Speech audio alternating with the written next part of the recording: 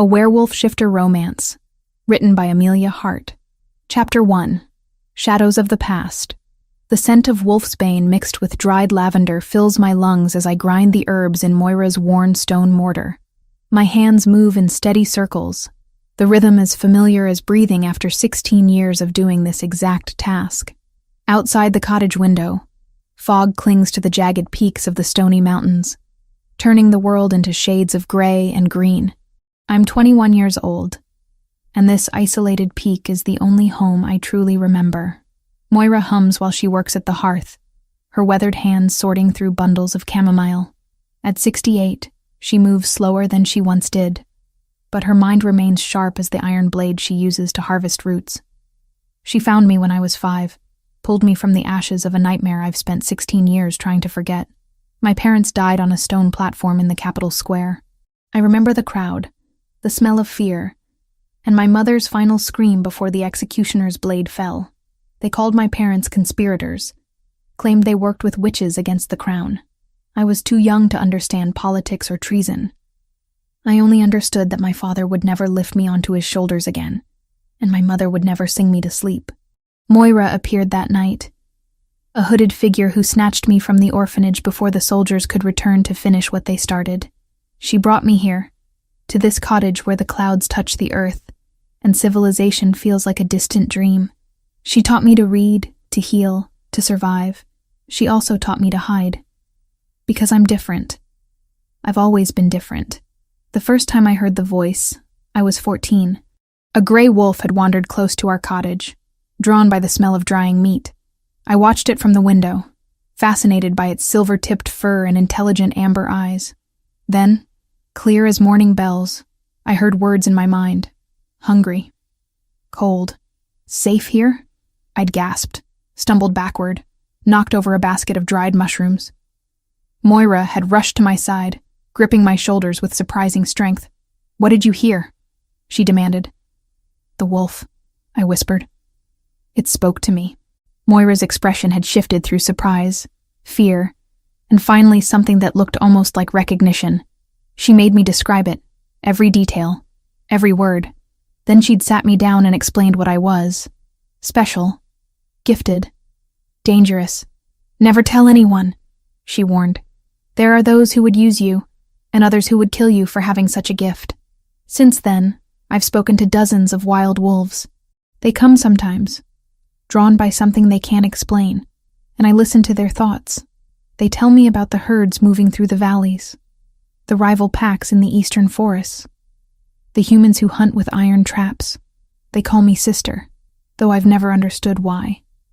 Moira knows more than she's ever told me. I see it in the way she watches me heal too quickly from cuts that should scar, the way my reflexes catch falling objects before my conscious mind registers they've dropped. She's hiding something about my past, something beyond the execution I witnessed. But today, apparently, the secrets are coming home to roost. I hear them before I see them. The wolves in the forest send warnings through my mind, anxious whispers about men in armor and horses with iron shoes. I set down the mortar and moved to the window, my heartbeat picking up speed. "Moira," I say quietly, "we have visitors." She joins me at the window, her face creasing with worry. Through the fog, shapes emerge. 6 soldiers on horseback, their armor marked with the royal crest, metal gleaming dully in the gray light. A dire wolf, massive and gray, lopes beside them. At the front rides a man with copper hair and a bearing that speaks of authority. "Royal Guard." Moira breathes. They've never come this far before. My hands tremble. I clench them into fists. "What do they want?" "You." The certainty in her voice makes my stomach drop. "How do you know?" "Because I've been expecting them for 16 years. Before I can demand an explanation, the soldiers reach our cottage. The copper-haired man dismounts, and his movements carry the fluid grace of something more than human. A shifter. I can sense it now. A presence that raises the hair on my arms and sends an unfamiliar tingle down my spine. Moira opens the door before they can knock. "I am Beta Finn Riverstone, second to the Alpha King Gareth Stormcliff," the man announces. His voice is formal, but not unkind. "I seek an audience with the occupants of this dwelling." "You found us," Moira replies. Her shoulders are squared, her chin lifted in defiance despite her age. State your business. Finn's gaze sweeps past her and lands on me. Something flickers in his expression. Recognition? Assessment? The Alpha King is dying. We've been sent to find anyone with gifts related to wolves. Those who can communicate, heal, or sense things others cannot. His attention focuses entirely on me now. You fit the description we've been given. I don't know what you're talking about, I say, but my voice wavers. The girl has no such gifts, Moira interjects. She's a simple healer's apprentice. Nothing more. Finn steps closer, and his dire wolf companion growls softly. With respect, wise woman. We both know that's not true. He looks at me again. The Alpha King has 56 days until the next lunar eclipse. If he isn't cured by then, he dies, and every pack in the realm falls into chaos. War will follow. We need your help. She has no obligation to your king, Moira snaps. The crown took everything from her once already. Finn's expression softens slightly. I know who she is. I know what happened to Arendor and Mayor Wyndham. The use of my parents' names strikes me with unexpected force, reopening wounds I thought had scarred over. The old king was a tyrant. King Gareth is different. He spent 4 years trying to undo his father's cruelties. That doesn't erase them, I say through gritted teeth. No, Finn agrees. It doesn't. But if the king dies, Lord Haedric Grimthorn takes the throne, and Haedric makes the old king look merciful by comparison. The name means nothing to me. But I see Moira's face go pale. You can't take her, Moira says. But there's defeat in her voice now. She's not ready. She doesn't understand what she is. Then perhaps it's time she learned. Finn's gaze returns to me, and I see genuine urgency there. I won't lie to you. The journey is dangerous, and I can't guarantee the king will survive even with your help. But you're our last hope. Will you come? I want to refuse. Every instinct screams to stay hidden, stay safe, stay in the only home I've known. But there's something else stirring inside me. Something that's been sleeping for too long. The wolves in the forest are watching, waiting. They whisper encouragement in my mind. Go. Discover. Become. What happens if I refuse? I ask. Finn's jaw tightens. I have orders to bring anyone with gifts back to the capital. I'd prefer to do so with your consent. A threat, then. Politely worded, but a threat nonetheless. Moira's hand finds mine, squeezes once. When I look at her, tears shine in her weathered eyes. Your blood knows truths that your mind has forgotten, she whispers. Trust the wild wolves, Brenna. They will guide you when I cannot. She's letting me go. After 16 years of protecting me, hiding me, raising me as her own, she's letting them take me, which means she believes I need to go. I take a shaking breath and turn to Finn. I'll come, but I make no promises to help your king. I'll see what he needs first. Finn nods, relief clear on his face. That's all we ask. Gather what you need. We leave within the hour. As I move through the cottage collecting herbs, a spare dress, my mother's silver locket that Moira saved from the execution, my mind races. 56 days until an eclipse. A dying king. And somehow, impossibly, they think I can help. I don't know what awaits me in the capital. I don't know if I'm strong enough for whatever is coming. But as I step outside, and the wild wolves send their farewells echoing through my mind, I feel something shift inside my chest. Something that's been locked away for far too long. Maybe Moira is right. Maybe my blood does know truths my mind has forgotten. I guess I'm about to find out. Chapter 2. The King's Burden. The journey to Castle Ironpeak takes 6 days. 6 days of riding through forests that grow less wild with each passing mile. 6 days of feeling the presence of shifters around me. A constant hum beneath my skin that I've never experienced before. It's the 8th day since I left Moira's cottage, when the castle finally comes into view. Ironpeak rises from the valley floor, as if the mountain itself birthed it from stone and ambition. Gray towers pierce the morning sky. their banners snapping in the wind. The outer walls stretch wider than any structure I've ever imagined, encircling a sprawling fortress that houses the heart of the Shifter realm. My hands tighten on the reins of the mare Finn provided. 49 days remain until the eclipse. 49 days for me to do what dozens of healers and wise women have apparently failed to accomplish. The thought makes my stomach twist. We pass through 3 sets of gates, each more heavily guarded than the last. Shifters in human form stand watch, but I can feel their wolves just beneath the surface.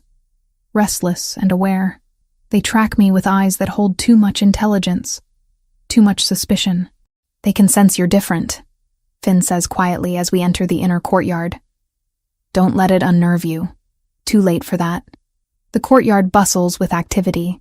Servants carry bundles, guards drill in formation, and everywhere I look, I see power barely contained. These aren't the simple folk I'm used to. These are predators wearing human skin. Finn helps me dismount. The Council of 7 has convened to meet you. They'll want to assess whether you're worth the king's time. Assess me? My voice comes out sharper than intended. Standard procedure. Finn's expression is apologetic. The king is vulnerable right now. They're protective. He leads me through corridors of polished stone, past tapestries depicting great battles and ancient pacts.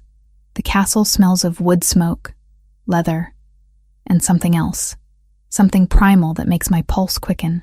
We climb a spiral staircase and emerge into a long hallway lined with carved wooden doors. At the end stands a set of double doors, easily twice my height, emblazoned with a wolf beneath a crown. The throne room. Finn pauses before opening them. Remember, the king is not his father. Give him a chance. Before I can respond, he pushes the doors open. The throne room is vast. Sunlight streams through high windows, illuminating a space designed to intimidate. 7 chairs arc in a semicircle before a raised dais. 6 are occupied by men and women, whose ages vary, but whose presence radiates authority. The 7th, at the center of the arc, stands empty.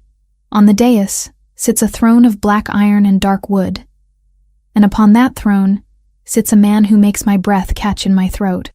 Alpha King Gareth Stormcliff is nothing like I expected. He's young, only 29. Finn mentioned during our journey. His hair is black as a raven's wing, falling just past his collar. His face is all sharp angles and hard lines, a scar cutting through his right eyebrow, giving him a dangerous edge, but it's his eyes that hold me frozen. Blue as winter ice, yet burning with an intensity that seems to look straight through me. Even sitting, he radiates power. Broad shoulders strain against a dark tunic. His hands grip the throne's armrests, and I can see the tension in every line of his body. He's dying. I can feel it now. A wrongness that pulses from him in waves only I seem to notice. It's like standing near a fire that gives off cold instead of heat. "Brenna Wyndham," he says. And his voice is deep, commanding. Approach. My feet move before my brain gives permission. I'm vaguely aware of Finn taking his place at the king's right side, but my attention remains locked on Gareth. When I'm 10 paces from the throne, I stop. Our eyes meet, and something slams into my chest. Not pain exactly, but a jolt of recognition that has no logical explanation. I feel his exhaustion, his desperation, his iron will holding back the darkness consuming him from within. The connection terrifies me. "Kneel before your king," a sharp voice commands. I tear my gaze away to look at the council. The man who spoke sits to the far left, older, with graying hair and cold brown eyes that assess me as if I'm a piece of meat at market. Something about him sets my teeth on edge. "Lord Hadric Grimthorn," Finn says quietly. "The king's cousin and chief counselor. So this is the man Finn warned me about." "I don't kneel," I say, surprised by the steadiness of my voice. "Not to the son of the man who murdered my parents." Gasps ripple through the room. Hadric's eyes narrow dangerously, but Gareth holds up a hand, silencing the room. "She has that right." His gaze returns to me, and I see something unexpected there. Remorse. "Your parents were Arendor and Mare Wyndham. They were executed 16 years ago for conspiracy against the crown. My father ordered their deaths. Hearing it stated so plainly, so publicly, steals my breath. I was 13 when it happened. Gareth continues. Too young to stop it, too powerless to intervene. When I took the throne 4 years ago, I began investigating my father's so-called conspiracies. Most were innocents, killed for the crime of being different or knowing too much. His jaw clenches. I can't undo what was done. But I can tell you the truth. Your parents deserved better than they received. You deserved better. The apology hangs in the air between us. It doesn't erase the past. It doesn't bring my parents back. But it's more than I expected. Why am I here? I ask. Because I'm dying. He says it matter-of-factly, as if discussing the weather.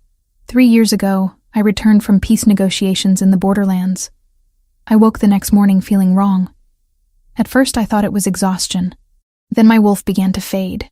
He stands, and I see how the movement costs him.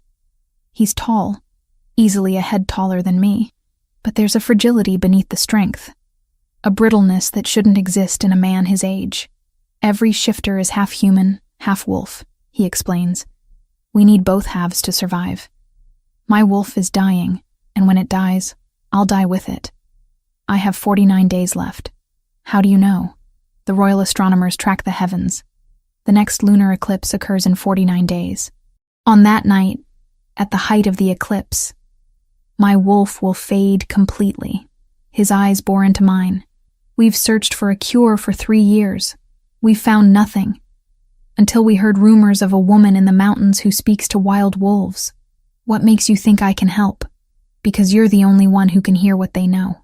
He descends the dais, moving closer. The wrongness intensifies, and I realize it's not coming from him. It's coming from whatever is attached to him. Wild wolves remember things our kind has forgotten. Ancient knowledge, old magic, cures that predate written history. He stops 3 paces away, close enough that I can see the exhaustion etched into his face. The dark circles beneath his eyes. The way his hands tremble slightly before he clenches them into fists. I don't know how I was cursed, he admits. And vulnerability cracks through his authoritative demeanor. I don't know who did this, or why. All I know is that I'm running out of time, and if I die without an heir, Haedric takes the throne. The natural order of succession. Haedric interjects smoothly. Though of course we all pray it doesn't come to that, cousin. The way he says cousin makes my skin crawl. Gareth ignores him, keeping his focus on me. I'm asking for your help, Brenna. Not as a king to a subject, but as one desperate soul to another. Will you at least try? I should refuse. I should demand to be sent back to my mountain, back to Moira, back to safety. But the words won't come, because despite everything, despite my parents' deaths, despite my fear, despite my better judgment, I can feel his sincerity, and I can feel the darkness eating him alive. I'll try to diagnose what's wrong with you, I say carefully. I make no promises beyond that. Relief washes over his face. That's all I ask. Your Majesty. Haedric stands, his voice oozing false concern. Surely you don't intend to trust this girl so quickly. Witches are known for their deception. What if she's allied with whoever cursed you? What if this is a trap? Then she's had 6 days to kill me on the road and failed spectacularly, Finn says dryly. A few of the other council members chuckle, but Haedric's expression remains cold. I merely advise caution, my king. We know nothing of her loyalties, which is why she'll be housed in the guest wing, Gareth says firmly. Under guard, but treated with respect. He looks at me. Is that acceptable? Imprisoned in luxury. How generous. Do I have a choice? You can leave whenever you wish, Gareth says. But I hope you'll stay long enough to see if you can help. A lie, probably. But a pretty one.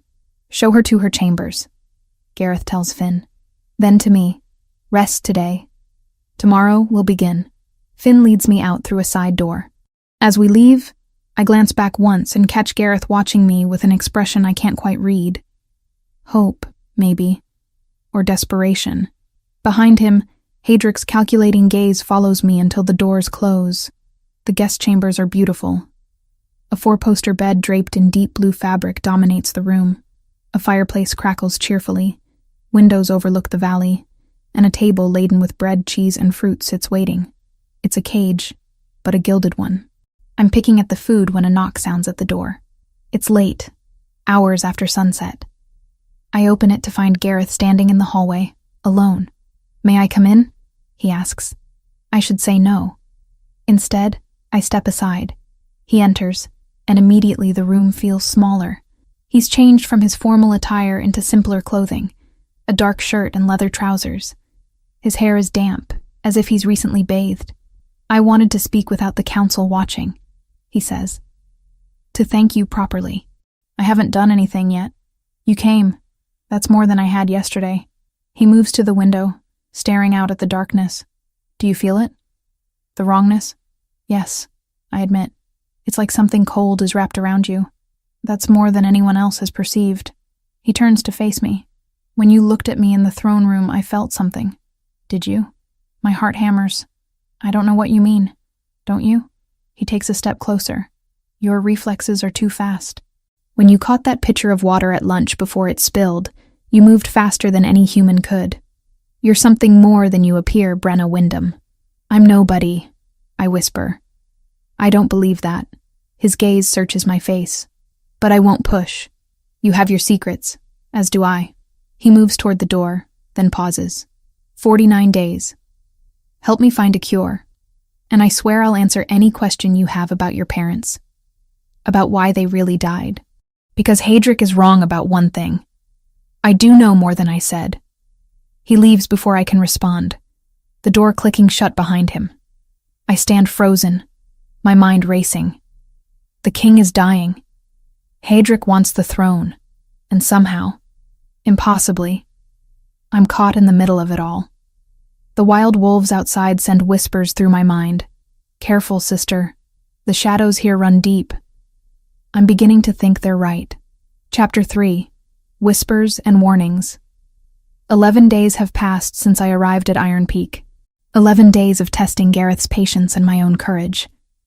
36 days remain until the eclipse. The castle gardens sprawl across 3 acres of carefully tended grounds. Stone pathways wind through beds of herbs and flowers, past fountains that tinkle softly in the morning air, but it's not the beauty that draws me here. It's the wolves. 6 of them live in an enclosure at the garden's edge. Domesticated wolves, raised from pups within the castle walls. They're not shifters, but they're not entirely wild either. Something in between, Finn explained when he first brought me here 3 days ago. Today, I've finally convinced Gareth to let me try communicating with them. He stands beside me now, watching as I approach the enclosure's iron gate. The wolves pace restlessly, their amber eyes tracking every movement. They're magnificent, gray and silver and black, muscles rippling beneath thick fur. "Are you certain this is safe?" Gareth asks. His voice is rougher than usual, strained. He's been growing weaker. I can see it in the way he moves, the way exhaustion clings to him. "No," I answer honestly, "but we're running out of options." He doesn't argue. He can't afford to. I open the gate and step inside. The wolves go still, their attention locked on me with predatory focus. My heart hammers against my ribs, but I force myself to breathe slowly, evenly. I've spoken to wild wolves countless times, but those were free creatures who came and went as they pleased. These wolves are trapped, tamed, their wildness constrained. I don't know if they'll respond to me the same way. I kneel in the grass and close my eyes, reaching out with that part of me that's always been different, the part Moira never understood, the part that makes me feel both powerful and terrified. Sister, the word echoes in my mind, and my eyes snap open. The largest wolf, a massive male with silver-tipped fur, approaches slowly. He stops a pace away, head lowered, ears forward. "Sister, why do you smell of shadows?" My breath catches. "What shadows?" The wolf tilts his head. "The king wolf. He carries death. Green death. Shadow death. It wraps around him, tighter each moon. Soon it will swallow him whole. Can you tell me more?" I push urgency into my thoughts. "What kind of death? Where does it come from?" The wolf's lips pull back, revealing fangs. "Not a threat. Unease. Old magic. Old anger. It eats from inside, turning wolf heart to stone. Cannot shift, cannot heal, cannot live.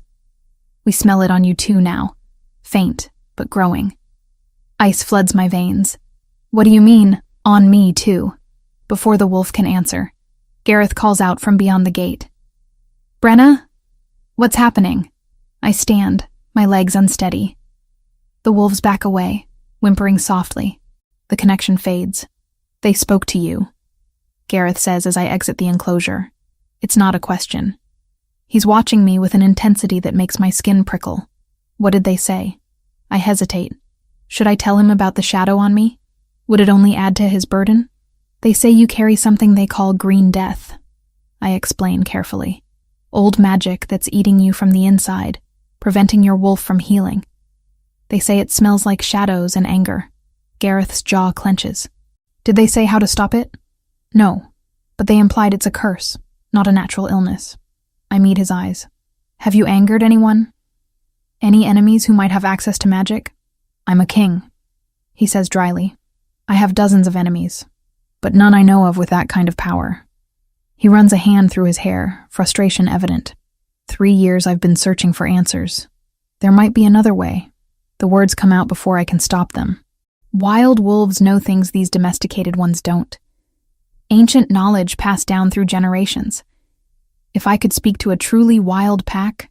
No. His response is immediate, sharp. It's too dangerous. The forests beyond the walls are full of rogues and bandits. Then you'll die. I don't soften the words. He needs to hear them. Because your healers can't help you. Your counsel is useless. And sitting in this castle waiting won't save you. He stares at me, conflict warring across his features. Finally, he sighs. I'll consider it. But not yet. First, I want you to search the royal library. If this is a curse, there might be historical precedent. It's a compromise. I nod. I'll start today. We walk back through the gardens in silence. As we pass a stone bench, I notice a woman watching us. She's older, maybe 50, with sharp features and calculating eyes. When she sees me looking, she offers a cold smile. Lady Sybil Thornberry, Gareth says quietly, a member of the council. She's been curious about you. The way he says curious suggests it's not a good thing. Lady Sybil approaches with measured steps. Your Majesty, I hope I'm not interrupting. Not at all, Lady Sybil. Her gaze shifts to me, assessing but silent. She offers a faint smile, one that hides more than it reveals, then simply says, We shall see. Her footsteps fade into the gardens, leaving unease behind. The library is exactly what I need. Vast, quiet, and free of suspicious courtiers. Finn helps me pull volumes on curses, ancient magic, and pack histories. We work through the afternoon, searching for anything that matches Gareth's symptoms. It's Finn who finds the first reference. Here, he says, sliding a leather-bound tome across the table. Tears of the Moon. It's mentioned in a collection of folk legends. I lean over to read. The text is old, the language archaic, but the meaning is clear enough. The Tears of the Moon is supposedly a rare flower that blooms only during lunar eclipses. According to legend, it has properties that can cure any ailment, break any curse. It's a myth, Finn says. No one has actually seen this flower in centuries. Myths usually have some basis in truth. I counter. What if the wild wolves know where it grows? If it grows at all. But Finn looks thoughtful. You'd need to ask them. And that means leaving the castle. Exactly what Gareth doesn't want me to do. I spend the next week splitting my time between the library and the garden wolves, piecing together fragments of information. The castle watches me constantly now, thanks to Lady Sybil's poison. Servants avert their eyes when I pass. Guards grip their weapons tighter. Only Gareth seems unaffected by the rumors. He visits me daily, sometimes in the library, sometimes in the gardens, always asking what I've learned. The conversations grow longer. He tells me about his coronation, about the reforms he's tried to implement, about his frustration with the council's resistance to change. I find myself looking forward to these visits more than I should. On the 20th day since I arrived, the first lunar cycle completes. The full moon rises over Iron Peak, fat and silver and beautiful, and Gareth collapses during the transformation. I'm in the library when Finn bursts through the door, his face pale. Come quickly. The king tried to shift for the moon ceremony. His wolf... He can't finish the sentence. I run. The transformation chamber is deep within the castle, a vast stone room with a ceiling open to the sky. Gareth lies on the floor, his body caught between forms. Neither fully human nor fully wolf, but something broken in between. His breathing comes in shallow gasps, his skin sheened with sweat. Gareth. I drop to my knees beside him, my hands hovering uselessly. I've never seen anything like this. His eyes open, and they're not quite human anymore. More gold than blue, wild with pain. Brenna, he manages. Can't complete the shift. Don't try, I beg. Stay human. Just stay human. Slowly, agonizingly, his body pulls itself back into human form. When it's done, he lies there trembling, utterly spent. 36 days, he whispers. How many do I really have? I look at Finn, at the fear in his eyes, and I know the answer neither of us wants to say aloud. Not enough. Not nearly enough. That night, I make a decision.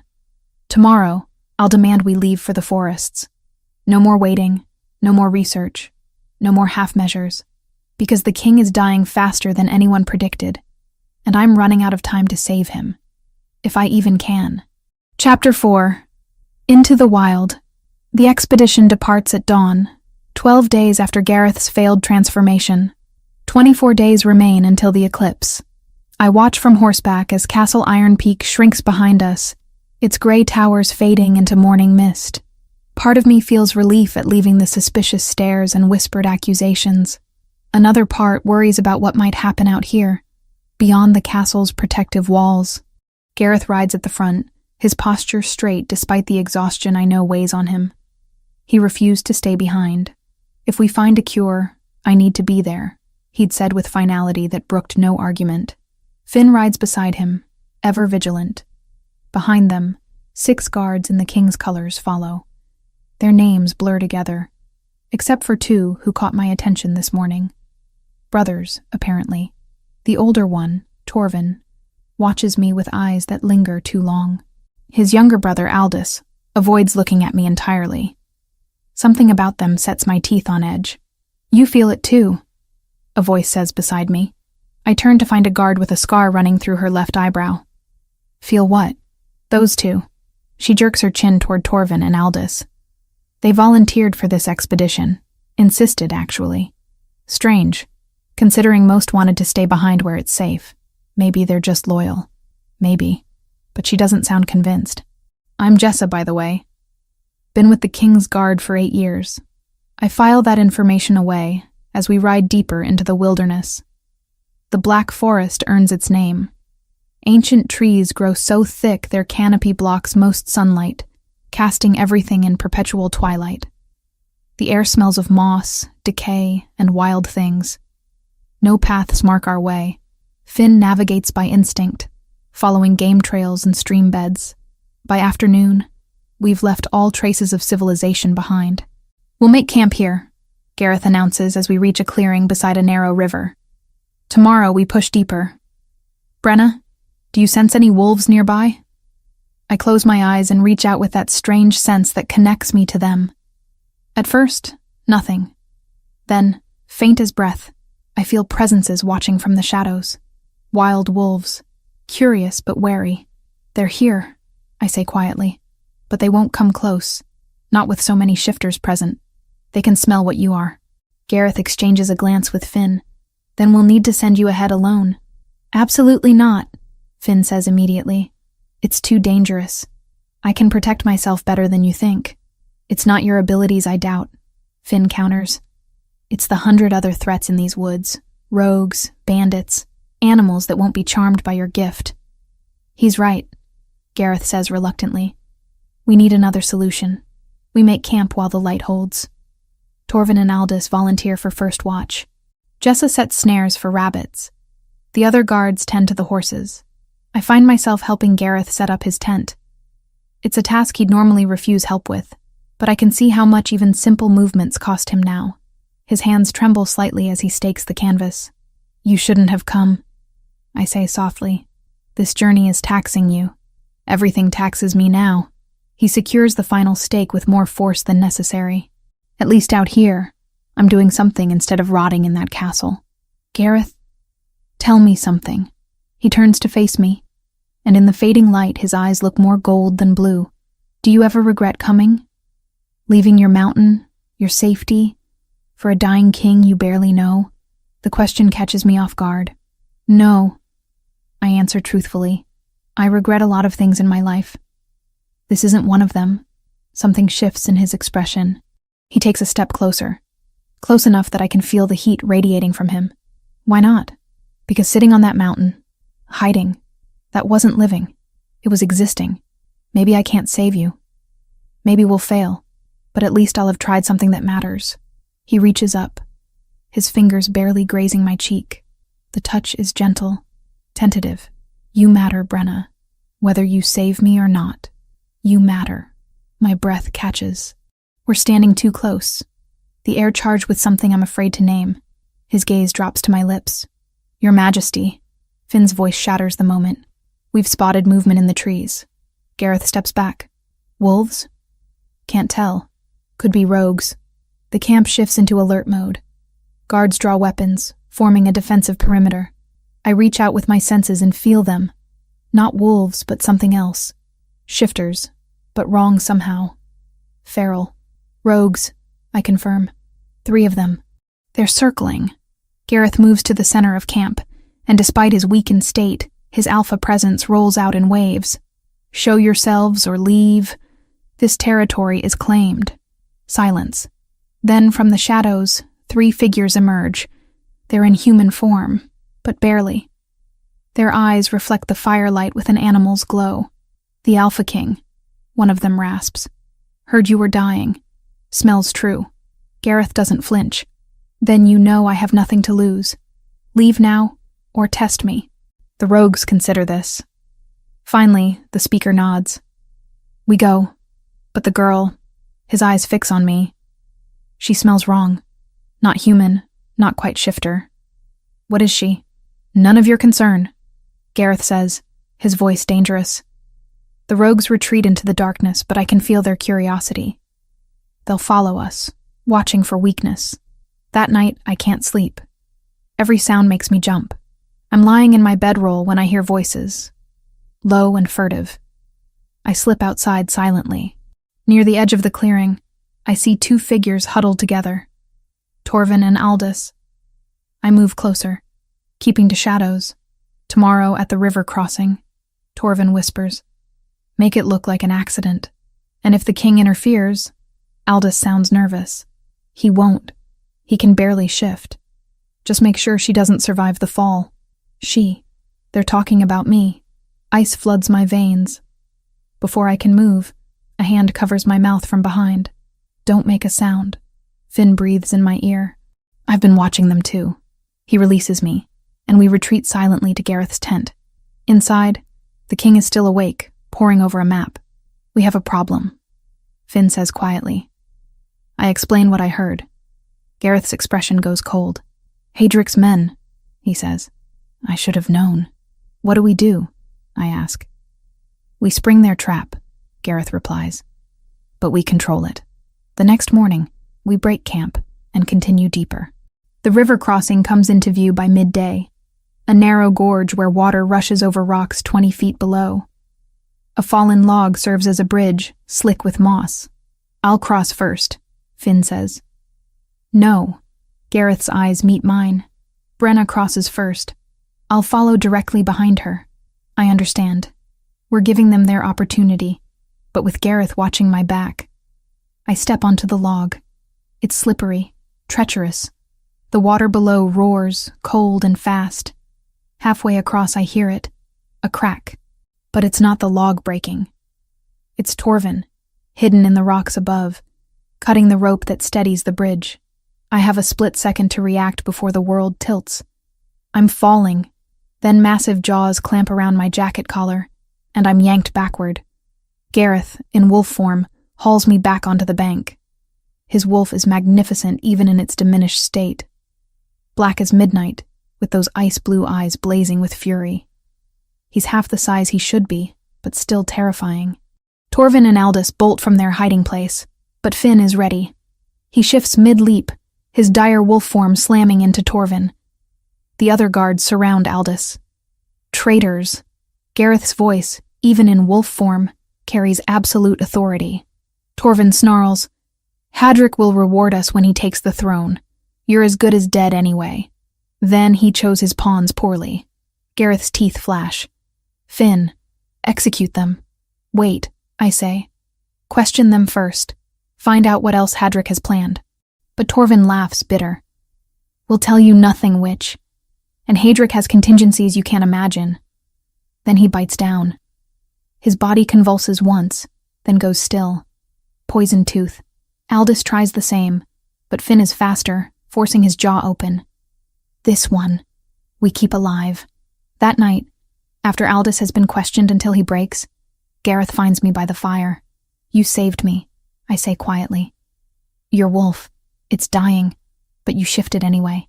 I couldn't let you fall." He sits beside me, close enough that our shoulders touch. "Brenna, I need to tell you something." His hand finds mine, fingers intertwining.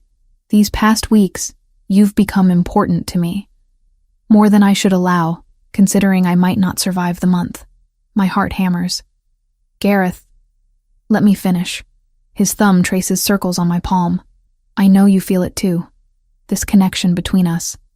It's growing stronger every day. I feel it." I whisper. "It terrifies me." "Me too." He turns to face me fully, but I'm tired of being afraid. I've spent 3 years dying slowly. If these are my last days, I want them to mean something. He leans closer, and this time there's no interruption. His lips brush mine, tentative at first, then deeper. I taste desperation and hope and something that feels dangerously close to love. When we finally break apart, both breathless, he rests his forehead against mine. 24 days, he murmurs. "Help me make them count." And despite every rational thought screaming at me to protect my heart, I whisper back, "Yes, we're playing with fire. I know it, but I can't seem to stop." Chapter 5. Blood and Betrayal. It takes 2 more days of searching before I finally convince the wild wolves to meet me. 16 days remain until the eclipse. I stand alone in a clearing deep within the Black Forest. Morning mist curling around my feet. Gareth wanted to come with me, but the wolves were clear. They'll only speak if I come without other shifters nearby. He agreed reluctantly, posting guards at the clearing's edge, close enough to hear if I scream. I hope I won't need to scream. The alpha of the wild pack emerges first, a massive gray wolf with eyes like ancient amber. Behind her, 6 others fan out in a semicircle. They're beautiful and terrifying, utterly wild in a way the castle wolves never were. "Sister," the alpha greets me, her voice resonating in my mind. "You seek knowledge. We have watched you, felt your questions. I need to know how to save the king," I say aloud. "The curse that's killing him? Is there a cure?" The wolves exchange glances, communicating in ways I can only partially sense. "There is a flower," the alpha finally says. "The tears of the moon. It blooms only when the moon swallows the sun's light.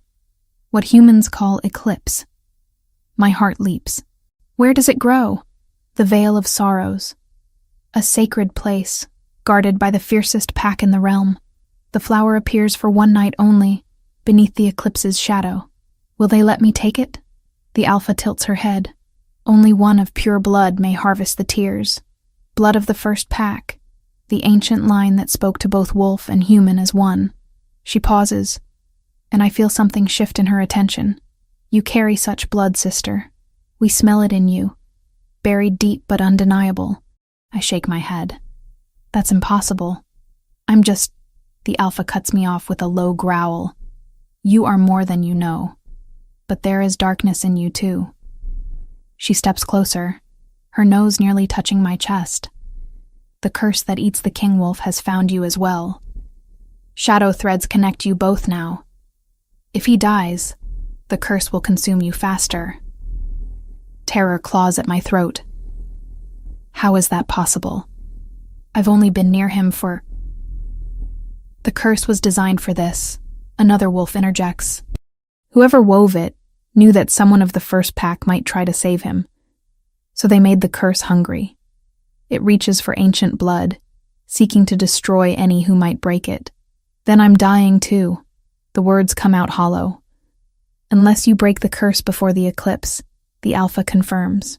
The tears of the moon can sever the shadow threads, but you must reach the veil, survive the guardian pack, and harvest the flower under the eclipse's light. If you fail, both you and your king will perish. I sink to my knees in the grass, the weight of it crushing me. I came here to save Gareth, but I've been marked for death myself. You must hurry, sister, the Alpha says, not unkindly. The shadows grow stronger each day. We can feel them tightening around your heart. Wait, I call as they begin to fade back into the forest. You said I have blood of the first pack. How? Who were my parents, really? The Alpha looks back. That knowledge is not ours to give, but seek the old woman who raised you. She knows more than she has spoken. Then they're gone, vanishing into the undergrowth as if they were never there. I return to camp in a daze. Gareth takes one look at my face and dismisses everyone except Finn. What did they tell you? He demands. I explain everything. The tears of the moon, the veil of sorrows, the eclipse. And then, because he deserves the truth, I tell him about the curse's second victim. I'm connected to your curse now. I finish quietly. If you die, it kills me too. Probably faster. Gareth exhales sharply, guilt flickering in his eyes. I felt it the moment it latched onto you. He admits hoarsely. I knew the curse was spreading, and I still let you near me. You came here to help me, and now you're trapped in this with me. You didn't know. I should have. His voice rises, raw with guilt. I should have considered that anyone trying to save me might be targeted too. Damn it, Brenna. You should have stayed on your mountain. But I didn't, I say firmly. And we don't have time for guilt. We have 16 days to reach the Veil of Sorrows, get past a guardian pack, and harvest a flower that only blooms during an eclipse. We need to move. Finn, who's been silent until now, speaks up. We also need answers about your lineage. If the wolves are right and you carry blood of the first pack, that changes everything. They said Moira knows the truth. Gareth makes a decision. We return to the castle immediately. We get Moira, gather supplies for a longer journey, and head for the Vale. We have no time to waste. The ride back to Iron Peak is brutal. We push the horses hard, stopping only when absolutely necessary. Gareth grows visibly weaker with each passing day, and I can feel it too now. A coldness spreading through my chest, tightening around my heart. The shadow threads the wolves mentioned. We're both dying. 8 days after leaving the Black Forest, we arrive back at the castle. 16 days until the eclipse. 16 days until we both die if we fail. Gareth sends soldiers to fetch Moira from the mountains immediately. While we wait, he summons the council to explain our plan. I'm not invited to the meeting, which suits me fine. Moira arrives 3 days later, looking frailer than I remember. When she sees me, tears fill her eyes. I felt it, she whispers, clutching my hands. The curse found you. Oh, my dear girl, I'm so sorry. You know what I am, I say. It's not a question. The wolves said you've been hiding the truth. Tell me. Moira glances at Gareth and Finn, who insisted on being present. She nods slowly. Perhaps it's time. Past time, truth be told. You always knew, didn't you? I whisper. Moira shakes her head, tears gathering. I prayed I was wrong, child. I told myself the bloodline ended long ago, but I always knew. She leads us to Gareth's private study and closes the door. Then she takes a shaking breath. Your parents weren't simple folk accused of witchcraft, she begins. Your father was Arendor Wyndham, last surviving descendant of the first pack, the original wolves who walked these lands before kingdoms existed. Your mother, Mare, was a healer from the Northern Territories. They kept their identity hidden because the old king feared any threat to his power. My world tilts. I'm descended from the first pack? You are the first pack, Moira corrects. Your bloodline is pure, undiluted. That's why you can speak to wild wolves. It's your birthright. That's why your reflexes are so quick, why you heal so fast. Then why can't I shift? I demand. Why don't I have a wolf? Moira's face crumples with guilt. Because when I rescued you from the orphanage, I was terrified the soldiers would find you. I knew they'd killed your parents for being too powerful, too pure. So I cast a suppression spell, a desperate, foolish thing meant to hide your shifter essence until you were old enough to protect yourself. Her voice breaks, but the spell wasn't flawless. It hid your wolf's mind, but your body could never fully forget what it was.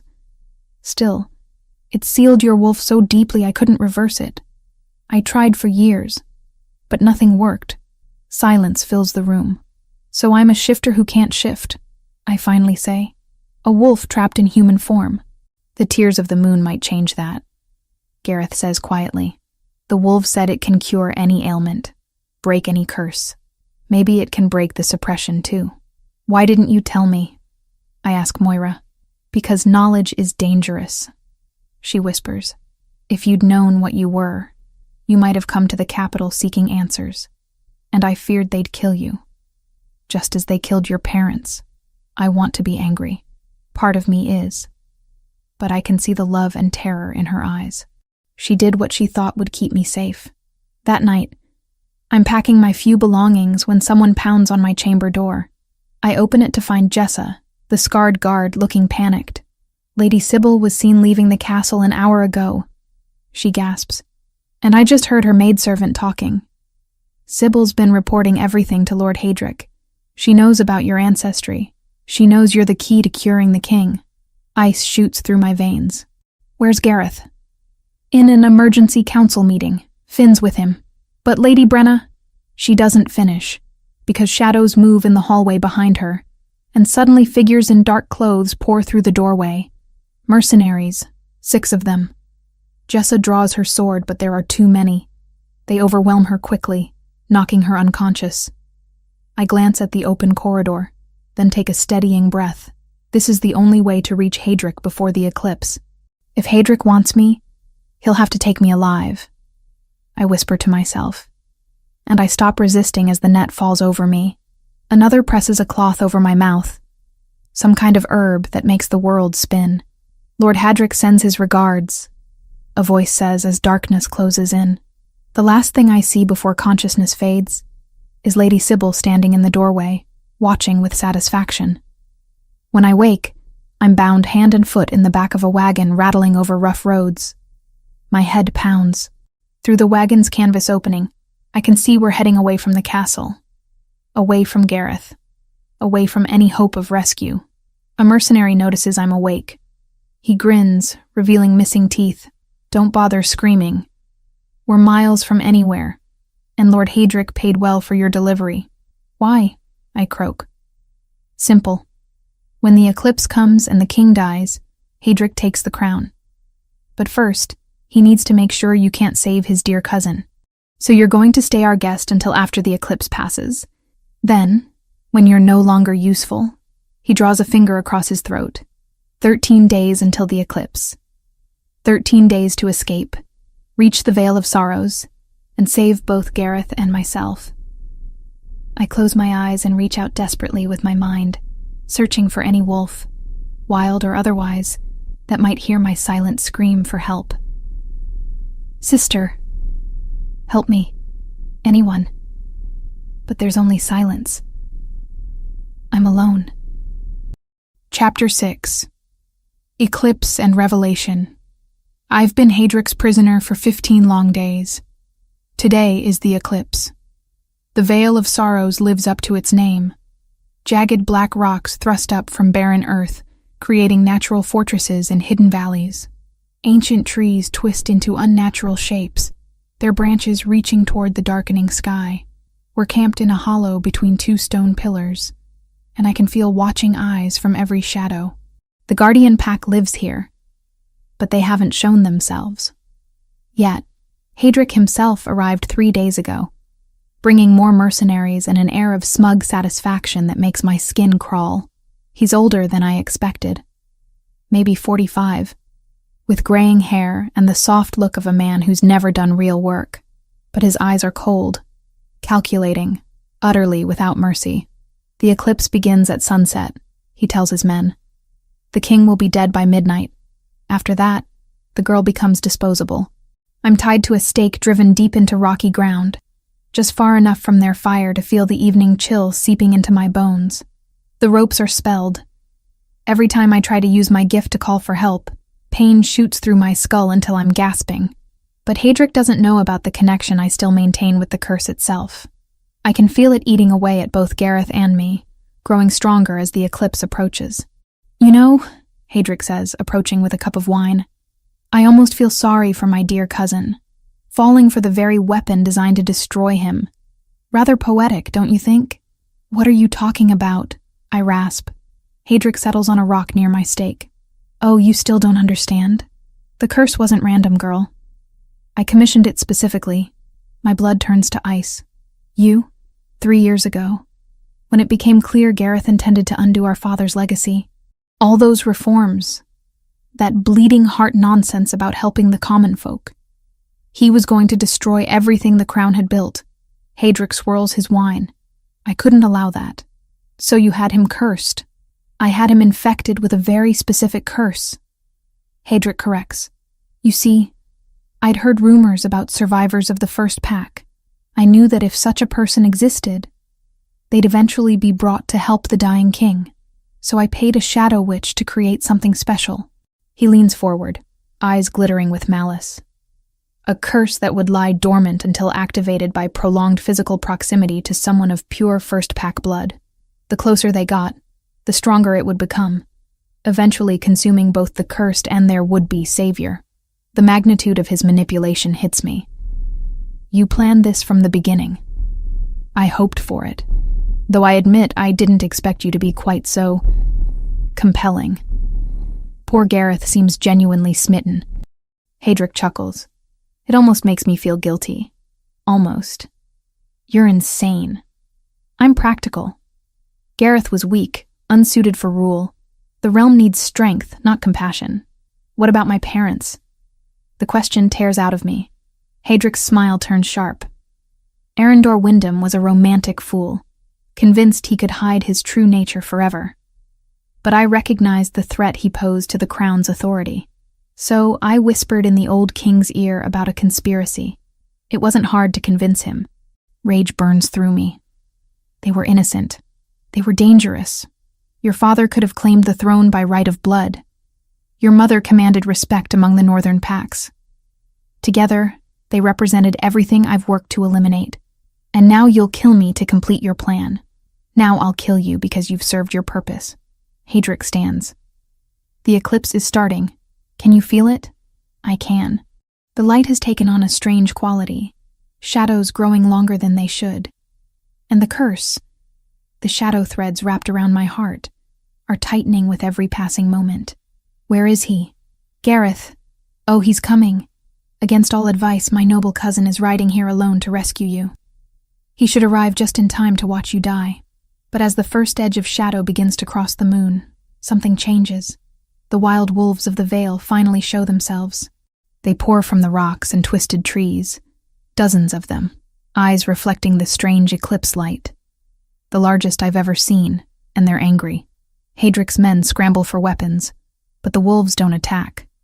They simply surround the camp, watching, waiting. Before Haedric can give orders, a new sound echoes across the Vale. Hoofbeats.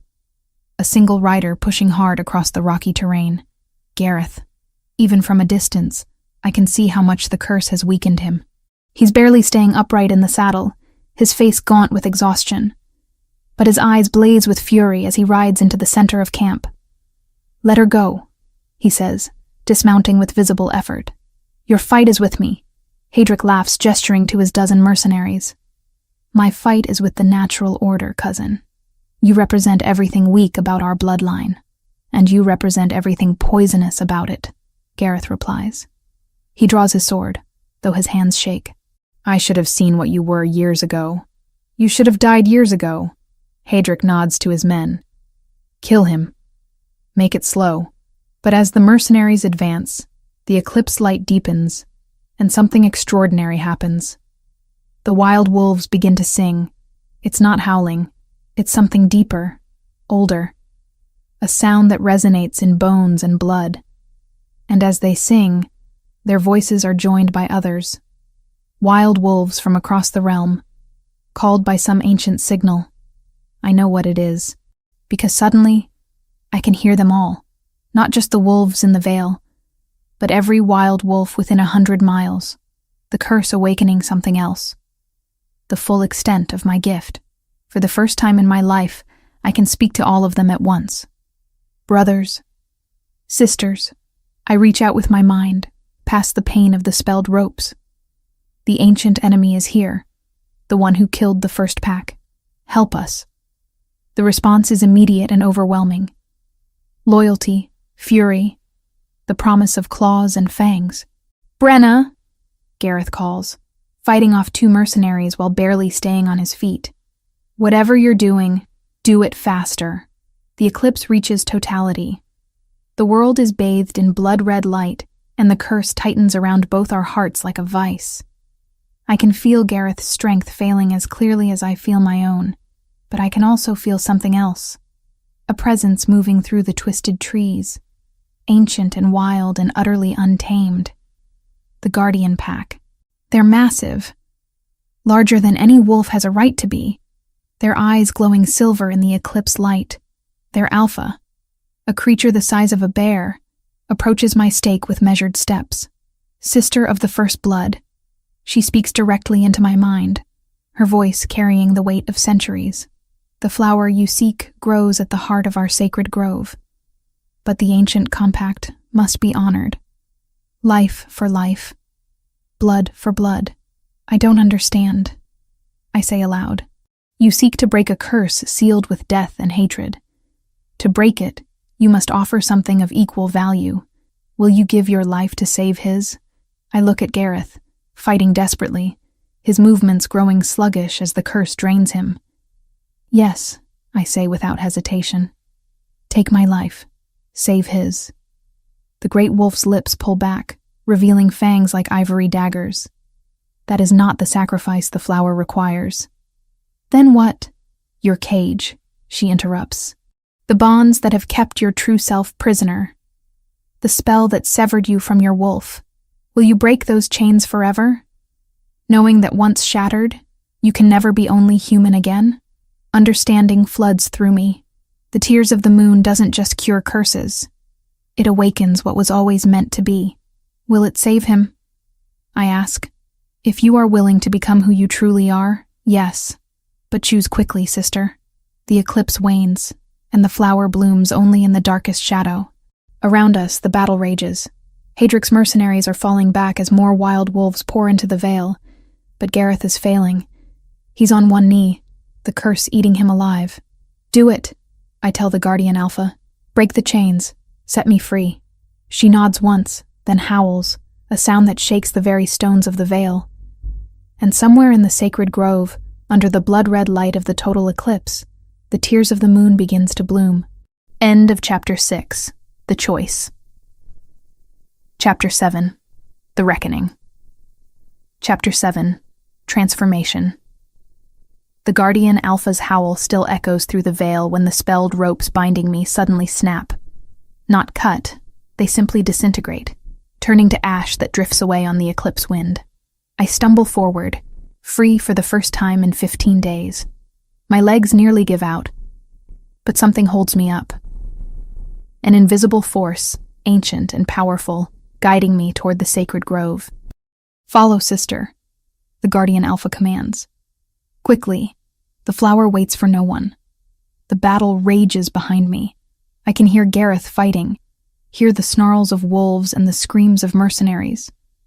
But I have to trust that the wild wolves will protect him long enough for me to reach the tears of the moon. The grove sits at the heart of the vale, surrounded by stone pillars older than memory. As I stumble between them, the eclipse light shifts, becoming almost liquid. Silver and red mixing together, creating shadows that move with their own will. And there, in the center of the grove, growing from a crack in the ancient stone, is the most beautiful flower I've ever seen. The tears of the moon. It's smaller than I expected. Delicate white petals that seem to glow from within, catching and reflecting the eclipse light. Droplets of something that looks like liquid silver hang from the petals, hence the name. Each drop pulses with power I can feel even from here. I approach slowly, reverently. This is what we've been searching for. What Gareth and I have been dying for. The Guardian Alpha materializes beside me, her massive form blocking out what little light filters through the eclipse. You understand what you're choosing? Once you consume the flower, there is no going back. Your wolf will wake, and you will be forever changed. I understand. My voice is steady despite my trembling hands. Will it save him? It will save you both. The curse feeds on your shared connection, but it was designed for a human with first-pack blood. It never anticipated what you're about to become.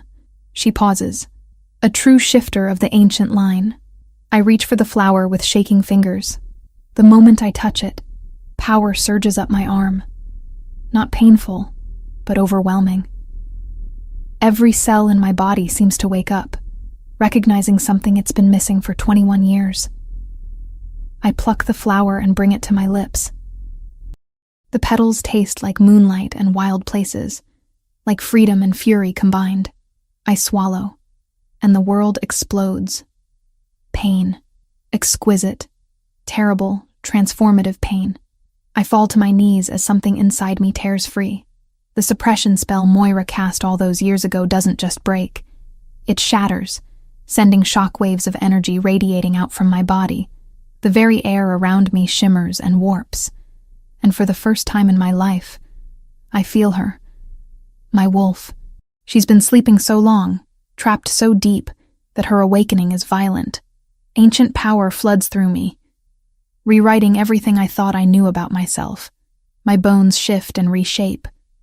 My muscles tear and rebuild. My senses expand until I can hear every heartbeat in the veil, smell every fear, taste the copper tang of blood on the wind. The transformation is nothing like I imagined. It's agony and ecstasy, death and rebirth, all happening at once.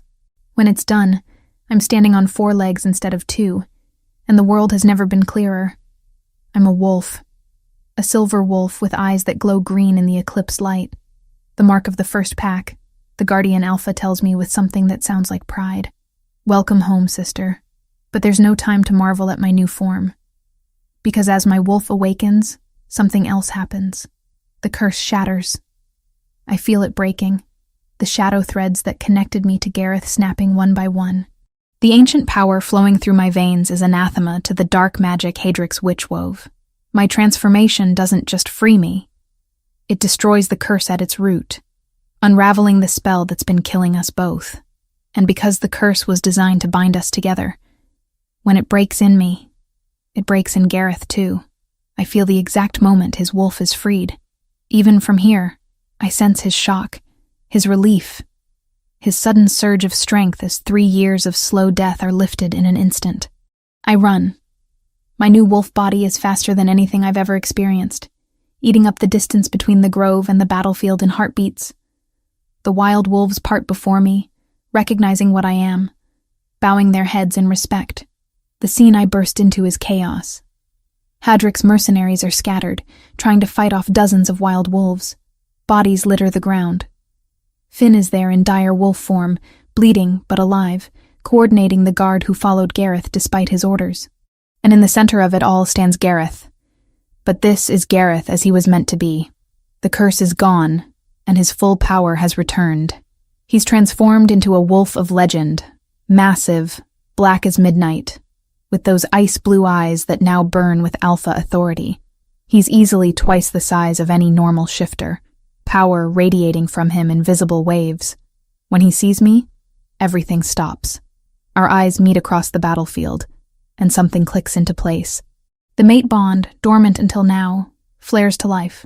Not the curse that was binding us, but something real, and right, and eternal. Mine, his voice echoes in my mind, clear as a bell. Yours, I respond, and the bond solidifies, snapping into place with an almost audible click. But we have no time for reunion, because Haedric, coward that he is trying to escape. He's running for the edge of the Vale, abandoning his mercenaries to their fate. Gareth and I move as one. We don't need to speak. The mate bond lets us coordinate perfectly.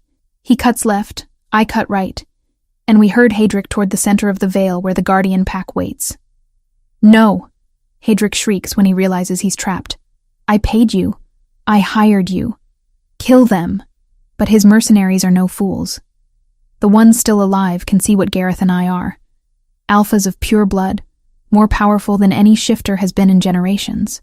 They can feel the Guardian pack's approval, the wild wolves' support, the ancient power flowing through the Vale.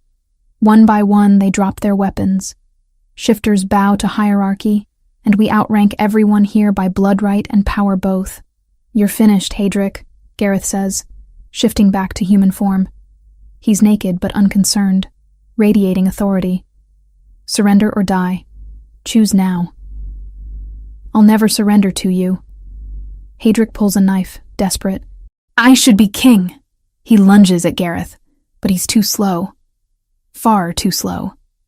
I shift back to human form, the transformation coming easily now, natural as breathing, and catch his wrist mid-strike. My strength surprises even me. I twist, and the knife falls from his grip. You deserve nothing, I say quietly. Not the throne, not mercy, not even the quick death you gave my parents. The Guardian Alpha pads forward, her massive form making Haedric look like a child. Her lips pull back from fangs the size of daggers. This one has violated the sacred laws, she announces.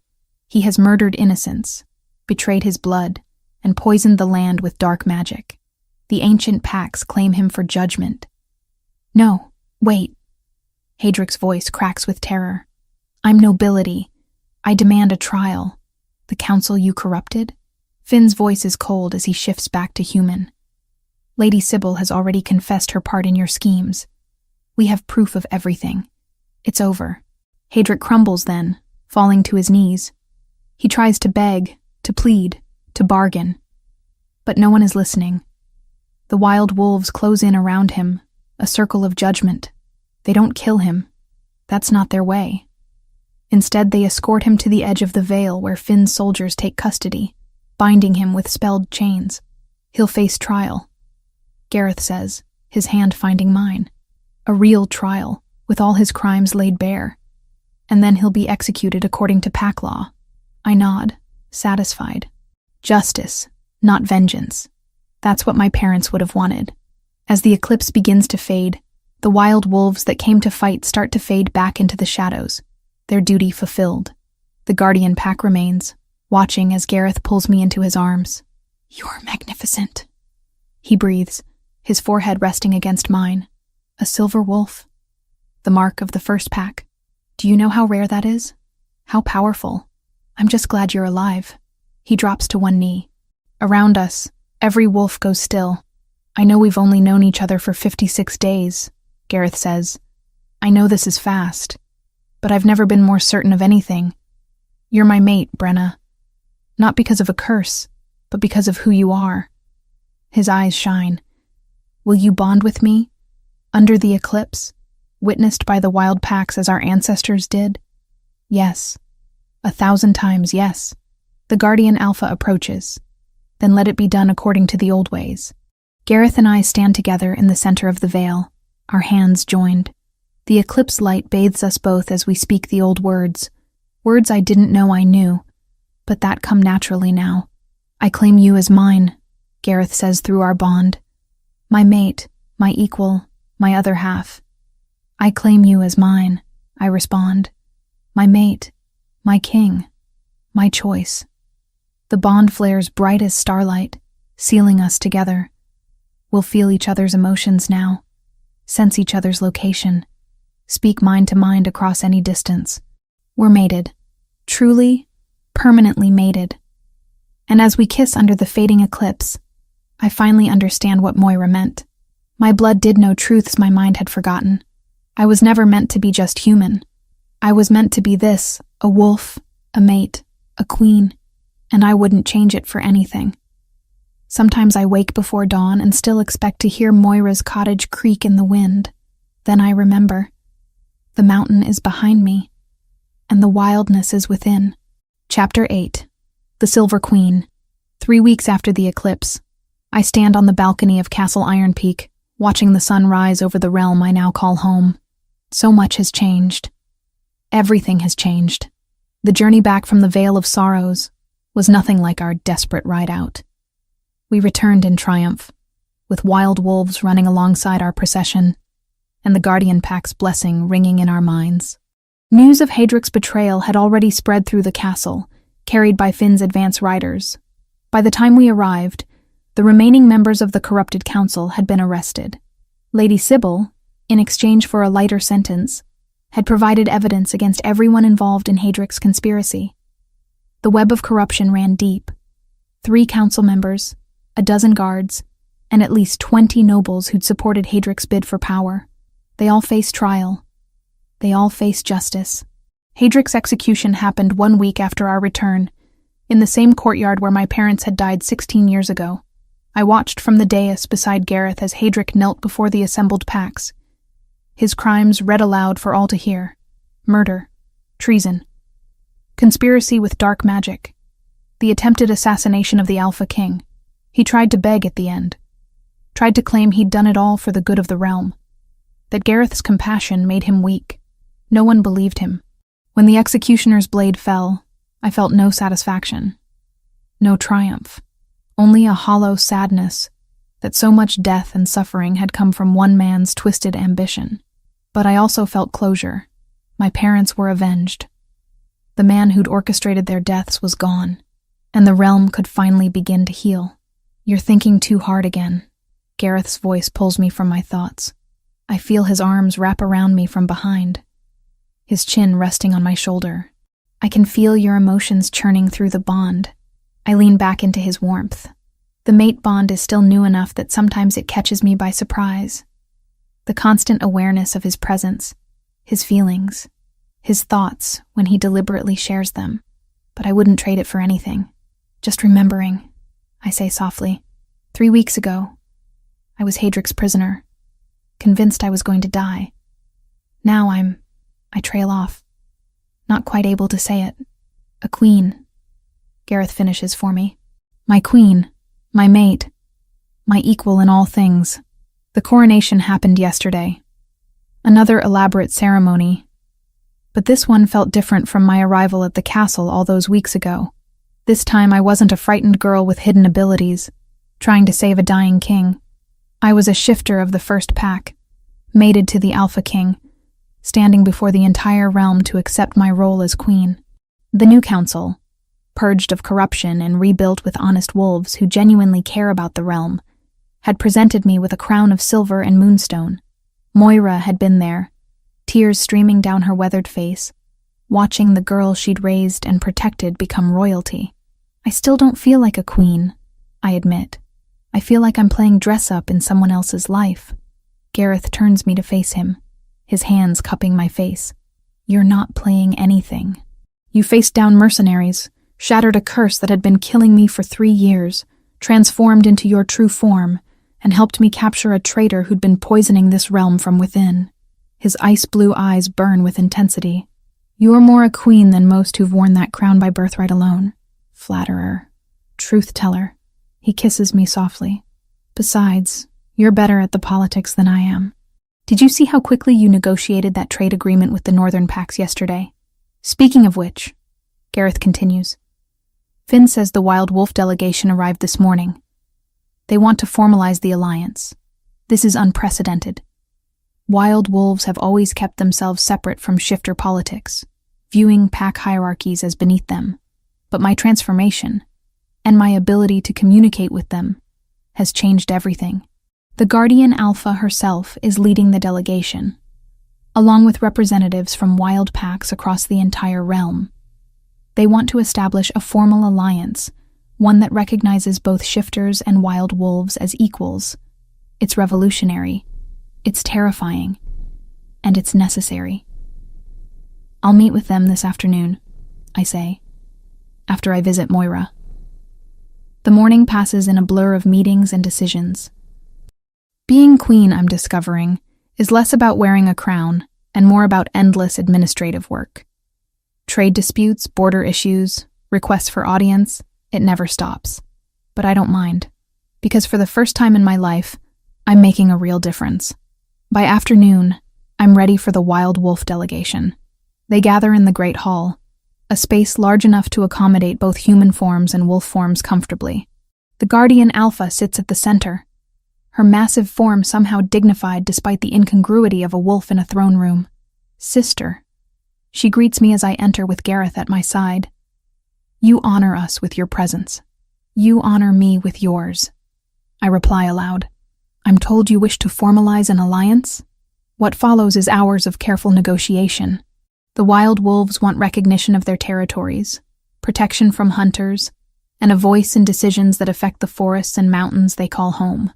In exchange, they offer support in times of war, assistance in tracking dangerous rogues, and shared knowledge of the ancient magics they've preserved.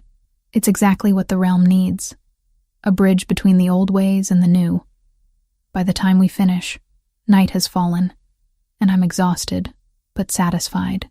The alliance will be signed next week during the full moon, with representatives from every pack in attendance. You were magnificent, Gareth tells me as we make our way to our private chambers. The way you handled that dispute over the northern hunting grounds. Brilliant. I just applied common sense. I protest. Common sense isn't as common as you'd think. He pulls me into his arms once we're alone. I'm in awe of you every single day, Brenna. What follows is passionate, consuming, and perfect. Afterward, we lie tangled together in our bed, the moonlight streaming through the open windows. I have something to tell you, I say quietly, my fingers tracing patterns on his chest. Gareth props himself up on one elbow, looking down at me with concern. What is it? I take his hand and place it on my stomach. I'm pregnant.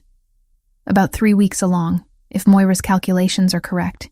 He goes completely still. We're going to have a baby. I can't keep the smile from my face. A child of the first pack bloodline. Gareth's eyes fill with tears. A child. Our child. He kisses me softly, reverently. I love you. I loved you before the mate bond, before the curse broke, before I even understood what you were becoming to me. I love you too, even when you're being absurdly poetic. We fall asleep wrapped in each other's arms, the mate bond humming contentedly between us. 1 year later, I stand in the training yard, watching a group of young shifters practice their transformations. Some struggle, their bodies caught awkwardly between forms. Others flow smoothly from human to wolf and back again. Good, Marcus, I call to a 12-year-old boy. Remember to breathe through the change. Let your wolf guide you. My hand rests on my swollen belly, now 7 months pregnant with our daughter. Teaching has become one of my favorite duties as queen. These young shifters need guidance, need someone who understands what it's like to struggle with their dual nature. Your Majesty, Finn jogs across the yard. The delegation from the Eastern Territories has arrived. They're requesting an audience to discuss joining the Alliance. More packs wanting to join. The Wild Wolf Alliance has grown beyond anything we imagined, with shifter packs and wild wolves working together to create a new era of peace and cooperation. That evening, I find Gareth on our private balcony, the same one where I stood 3 weeks after the eclipse. Now, a year later, I understand. This is where I was always meant to be, not hiding on a mountain, suppressing who I was. Here, with him, building a better future for our child. What are you thinking about? Gareth asks, pulling me close. Everything.